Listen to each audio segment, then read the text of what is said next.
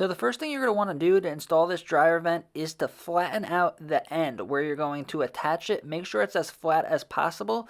And then the next part that we're going to do is put our metal foil tape right up to the edge. This is going to prevent it from ripping when we tighten it, and it will also help grip the clamp. So now once your tape's on there, make sure it's flat. These are really hard to get on, but if you flatten it out good and take your time, it should slide right on there. You may have to give it a tiny bit of a twist. You want it to be up at least a couple of inches so that you could tighten your clamp.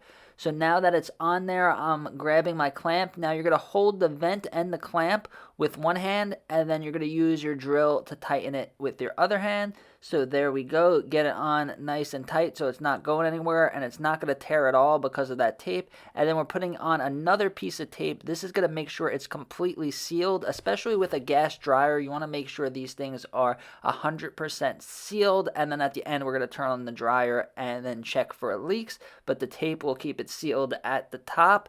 So now that that's sealed, we are ready to attach it to our dryer. Again, this is hard. Make sure you don't have any pieces of wire hanging. This is going to get in your way. So have your wire cutter ready, and then snip it all the way to the edge so there's nothing hanging off. So right here, I'm taking the little bit. Even though it looks like a little bit, that's going to make it really hard to install. So we're just going to cut that off. So now we are doing the same thing with our tape. Right up to the edge, we are taping it for our clamp to have something to grip to.